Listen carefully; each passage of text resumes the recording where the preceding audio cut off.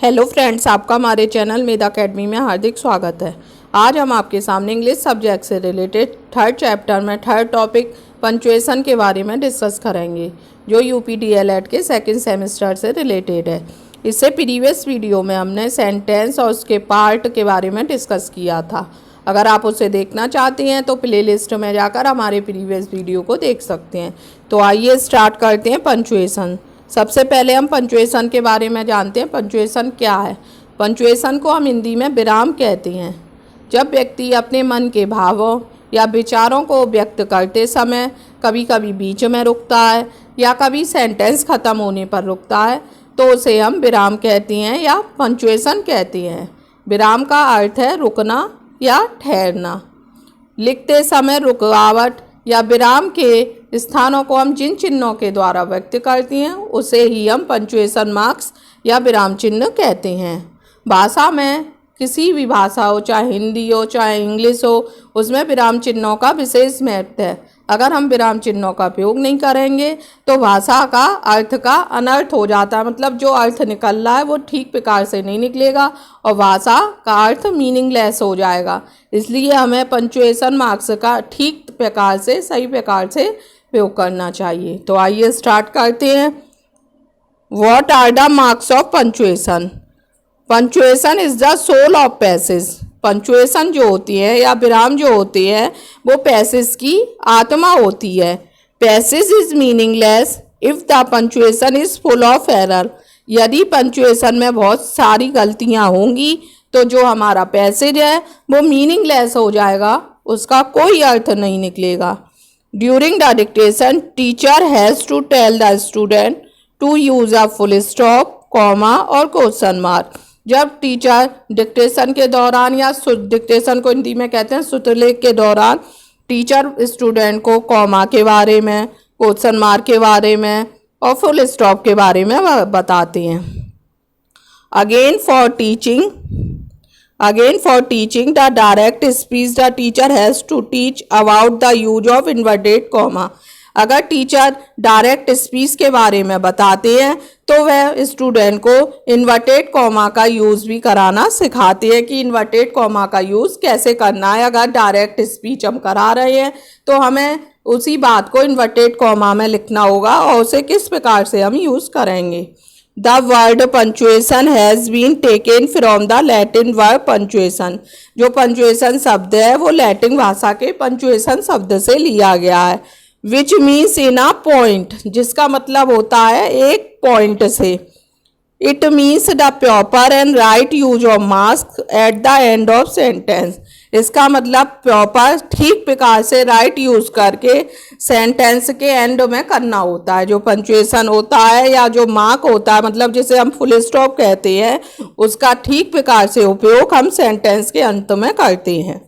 Main punctuation marks are as following. कुछ जो main marks हैं जो पंक्चुएशन के, जो आपके सिलेबस में या जो आपके एग्जाम में आते हैं, उसके बारे में हम डिस्कस करेंगे। सबसे पहला है फुल स्टॉप। ये सबसे ज़्यादा इम्पोर्टेंट है, ये सबसे ज़्यादा एग्जाम में रिपीट हुआ है। फुल स्टॉप क्या है, इसका एग्जाम्पल दीजिए। फुल स्टॉप को कहते हैं पूर्ण विराम। जैसे हिंदी में से इस तरह से व्यक्त करती है, इंग्लिश में से पॉइंट के, फुल स्टॉप एक पॉइंट के द्वारा व्यक्त करती है। ये हिंदी का साइन है और ये पॉइंट जो है ये इंग्लिश का साइन है। फुल स्टॉप इंग्लिश में कहती हैं, पूर्ण विराम हिंदी में कहती है। It is the symbol of using the end of. Number 1 पे दे रखा आपका फुल स्टॉप। फुल स्टॉप जो है सबसे ज़्यादा एग्जाम में रिपीट हुआ है कि फुल स्टॉप क्या है और इसके 2 एग्जाम्पल दीजिए। तो आइए हम फिर फुल स्टॉप के बारे में जानते हैं। फुल स्टॉप को हिंदी में हम पूर्ण विराम कहते हैं और फुल स्टॉप का साइन होता है एक पॉइंट। इसे पॉइंट के द्वारा हम व्यक्त करते हैं। जब हमारा सेंटेंस पूरा हो जाता है तो उसके लास्ट में हम फुल स्टॉप लगाते हैं। जैसे Sita is a good girl, तो लास्ट में हम फुल स्टॉप लगाएंगे। आइए देखते हैं। It is a symbol of using the end of simple और असर्टिव सेंटेंस। इस सिंबल का यूज हम simple sentence, assertive sentence, negative sentence in सब में करते हैं। जैसे एक एग्जाम्पल द्वारा देखिए, he is a good student. वह एक अच्छा स्टूडेंट है, सिंपल सेंटेंस है और इसके लास्ट में हमने फुल स्टॉप लगा दिया। ओपन योर बैग, अपना बैग खोलिए, इस ये भी लास्ट में हमने फुल स्टॉप लगा दिया।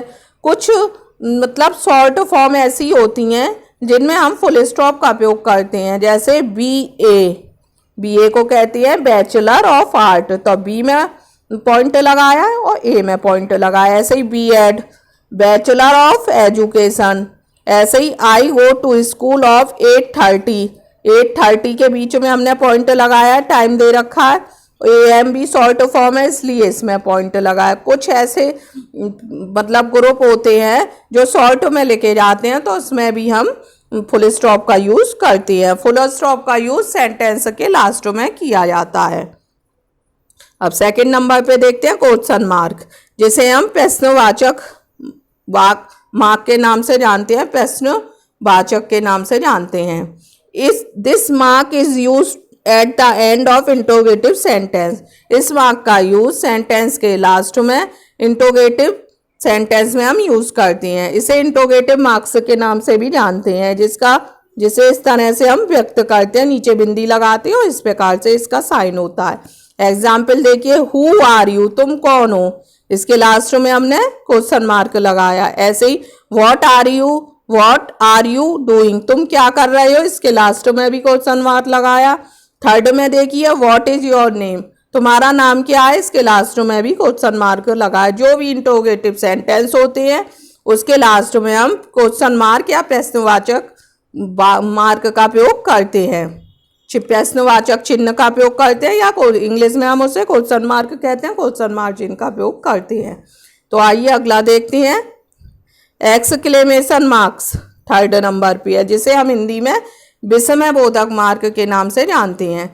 This mark is use to express feeling, जब हम तीव्र फीलिंग को कोई प्रकट करते हैं तब हम विस्मय बोधक चिन्ह का उपयोग करते हैं। जैसे कोई पास हो गया एग्जाम में तो कहता है हुर्रे और well done, may you live long, इस टाइप के जितने भी सेंटेंस होते हैं वो विस्मय बोधक सेंटेंस होते हैं। इसका साइन ये होता है, विस्मय बोधक सेंटेंस जो होते हैं उनमें हम इस साइन का उपयोग करते हैं, एक्सक्लेमेशन मार्क्स का।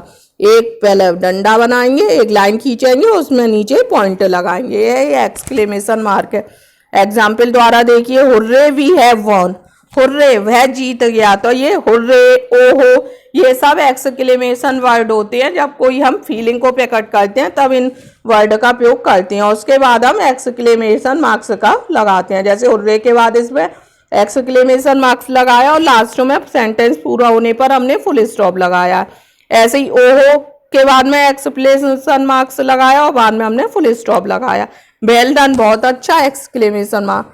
मे यू लिव लॉन्ग, तुम लंबे समय तक जीवित रहो, एक्सक्लेमेशन मार्क्स। मतलब जब हम कोई डीप फीलिंग को एक्सप्रेस करते हैं तो हम एक्सक्लेमेशन मार्क का उपयोग करते हैं।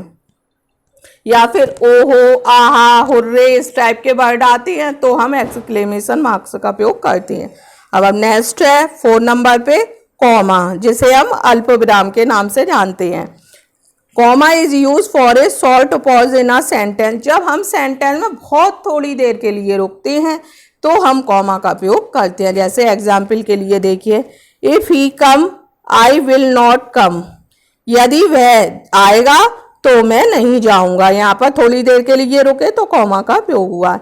ऐसे इसमें देखिए, ही इज टॉल, वह लंबा है, स्मार्ट भी है, फिर कॉमा लगाया, एंड लग गया इसलिए अब यहाँ कॉमे का यूज नहीं होगा। इंटेलिजेंट वह लंबा, स्मार्ट और इंटेलिजेंट लड़का है। जब हम बहुत थोड़ी देर के लिए रुकते हैं तो हम कॉमा का उपयोग करते हैं। अब अगला देखिए 5th नंबर पे इन्वर्टेड कॉमा। इन्वर्टेड कॉमा को हिंदी में कहते हो उद्धरण चिन्ह। जैसे किसी के द्वारा हम कोई भी बात हो उसे वैसे ही कहना, जैसे किसी का कोई कथन है उसे हम वैसे ही कहेंगे तो उसे हम इन्वर्टेड कॉमा में लिखते हैं। जैसे इंडिकेट, डायरेक्ट स्पीच को इंडिकेट करने के लिए हम इन्वर्टेड कॉमा का उपयोग करते हैं। जैसे देखिए, he said to me please help me, ये इन्वर्टेड कॉमा में लिख दिया, उसने मुझसे कहा कि मेरी सहायता करो। The teacher said sit down word, teacher ने आदेश दिया कि बच्चों बैठ जाओ। तो किसी के द्वारा कही गई बात को हम उदाहरण चिन्ह या इन्वर्टेड कॉमा के अंदर शो करते हैं। इन्वर्टेड कॉमा को इस टाइप से बंद कर देते हैं कथन को। जैसे Surdas is a great poet, ये का मतलब एक महान कवि थे, तो ऐसे इन्वर्टेड कॉमा में लिखेंगे। किसी ने कहा कि Surdas is a great poet, तो इन्वर्टेड कॉमा में लिख देंगे इसे, और लास्ट में हम फुल स्टॉप का यूज करते हैं। अब अगला देखिए स्लैश। स्लैश को हम, स्लैश का साइन ये होता है, मतलब दो ऑप्शन में से एक ऑप्शन को हमें चूज करना है तो हम स्लैश का प्रयोग करते हैं।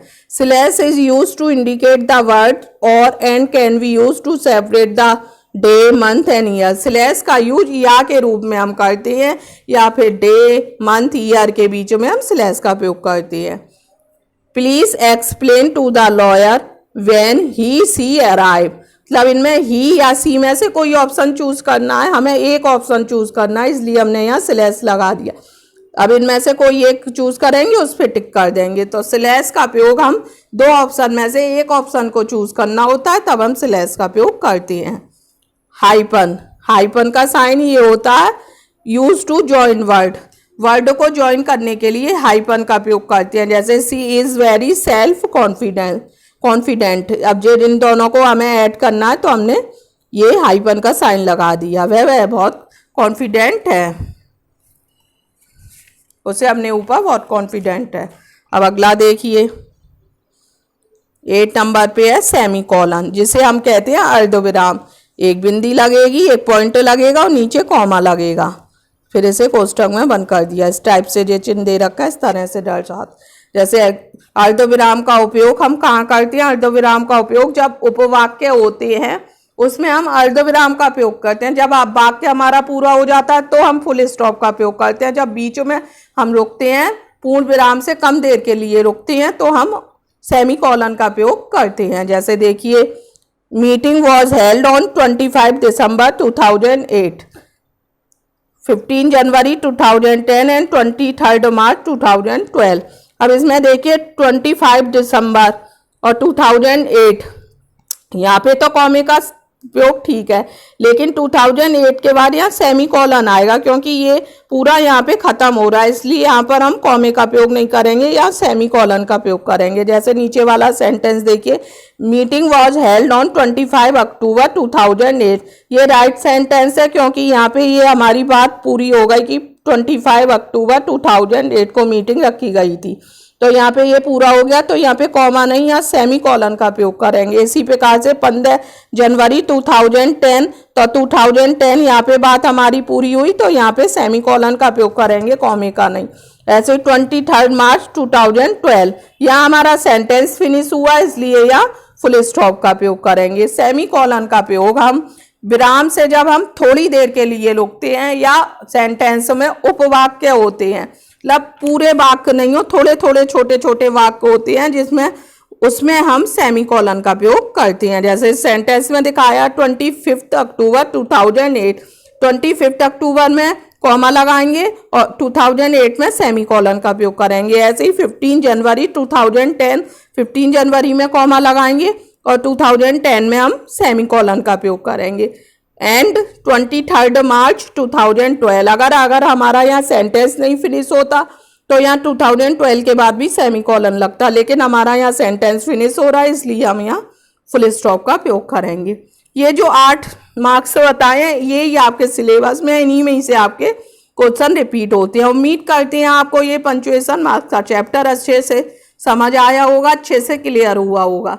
तो हमारे मोटिवेशन के लिए हमारे वीडियो को लाइक कीजिए, और हमारे अगले वीडियो देखने के लिए हमारे चैनल को सब्सक्राइब कीजिए, और हमारे वीडियो को अधिक से अधिक लोगों को देखने के लिए हमारे वीडियो को शेयर कीजिए, जिससे कि अधिक से अधिक लोग वीडियो को देख सकें और अच्छे से नंबर प्राप्त कर सकें। Thank you.